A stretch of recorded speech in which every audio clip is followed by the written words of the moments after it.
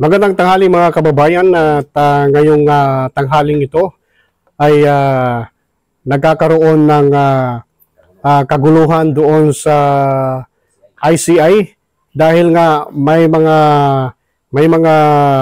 realistang gustong pumasok at gusto nilang mayroon na talagang mapapanagot sa mga buaya o sa mga contractors na ito at mga opisyal ng gobyerno na nagkakaroon ng mga anomalya doon sa mga proyektong kanilang nasasangkutan. Kaya nga sa panahon ngayon mga kababayan, ating titingnan ang mga pangyayari kung ano talaga ang sentimento ng taong bayan, kasi ginagawa ito natin para malaman talaga ang katotohanan at makasuhan at maipakulong ang sino mang may sala. Kaya nga, ang ating mga kababayan ay hindi na talaga makapag-antay. O di natin alam kung ito ba ay mayroong nag-utos sa kanila.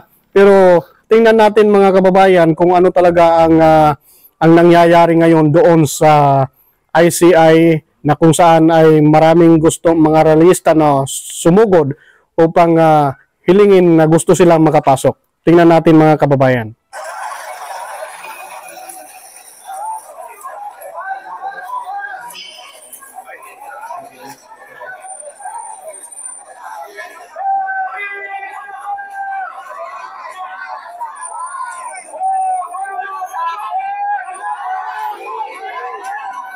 Ayan mga kababayan, pilit nilang binubuksan ang gate para sila ay makapasok.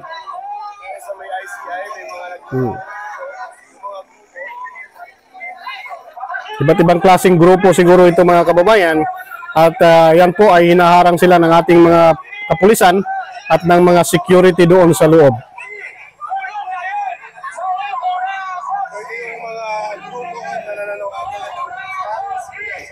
Ayan, o gusto nilang ikulong na yan, ikulong na yan ang mga kurakot.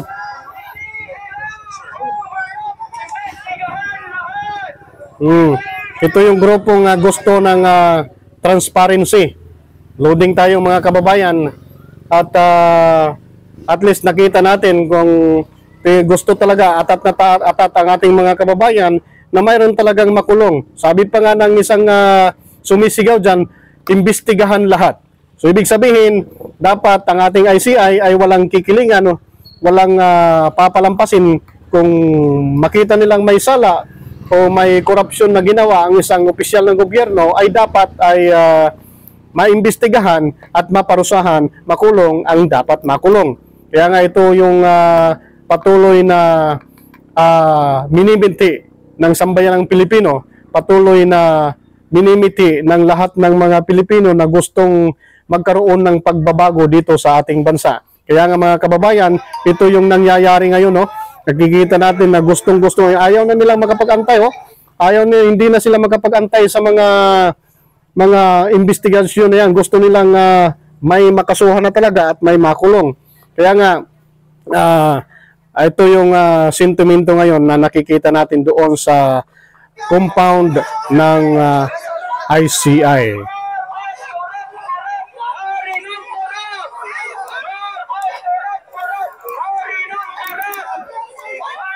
Yan. So, mga anti-administration pala ito mga kababayan, Dahil may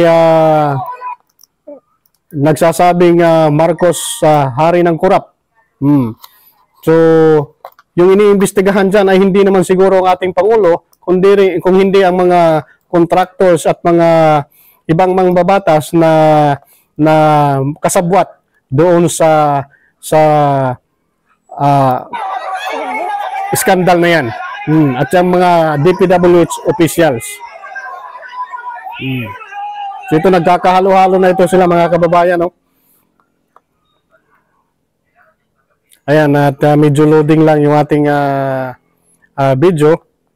At dahil live ito ngayon na nangyayari doon sa compound ng ICI. Ayan po ang ating latest na kaganapan ngayon mga kababayan, at antabayan na natin sa susunod na mga pangyayari kung ano yung magiging resulta ng ginawang pagpasok ng mga rallyistang ito doon sa may harap ng compound ng ICI.